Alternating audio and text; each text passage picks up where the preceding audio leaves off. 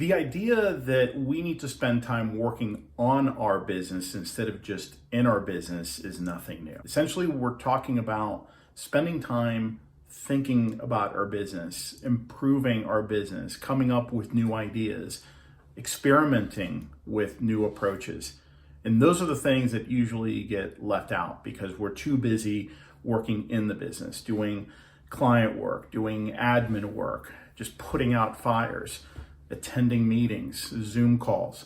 And all those things are incredibly important. There's no doubt. I mean, operations is a critical component of your business, but I find that most of us focus on that first and there's little to no time to work on the business in the end. I wanted to give you a practical framework today for making sure you spend time working on your business. And I call it the business tithe. Tithing is a concept that's thousands of years old, and the idea is you give first. You give first to a higher power, to your church, your congregation. And throughout history, the number has been around 10%. 10% is a number that comes up quite a bit in historical texts, and I think it's a good rule of thumb, and it's a good number to apply to your business as well. So the business tithe is really about making a commitment to spend and invest 10% of your time and your energy working on your business, not in your business, and making it a real priority. So much so that that's really where you start. That becomes the focus of your week, just that 10% that you treat in a sacred way, and it's protected. So you pay yourself or you pay your business first. And only after you've done that do you then work in the business. It's really quite an amazing concept, but it's an important mindset shift that we all need to make. So first idea is treat it with care and respect. Make it the number one priority for your business. It's that 10% of your work week.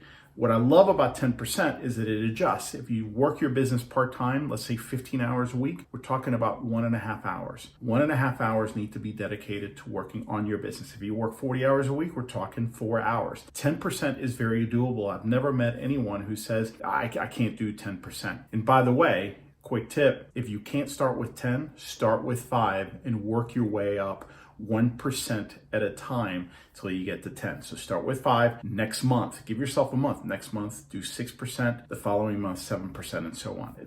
Anyone can do this. Start where you are and then move up if you need to. Now, the practical tips that I'm going to give you here are going to take it from a great idea to something you can actually start doing today. So first, decide and make a commitment. This is what I need to do. This is what I want to do. It's important. I can't keep ignoring it. Next thing you want to do is you want to figure out how are you going to spend that time. And there are 3 categories that I would encourage you to consider. The first is reading time. Reading about business, reading about your profession, studying courses. So it's not just reading, it could just be studying, it could be going through maybe a writing course, maybe a business development course, a workshop, anything along those lines. Invest in your education, essentially. Okay, so reading is the first category. The second category is what I call thinking. It could be just sitting there and thinking, it could be brainstorming, it could be journaling, or it could be a combination of those things. And I like to do them in this order, by the way. I like to consume, then I like to digest and put down my ideas on paper. That's why I like the journaling piece.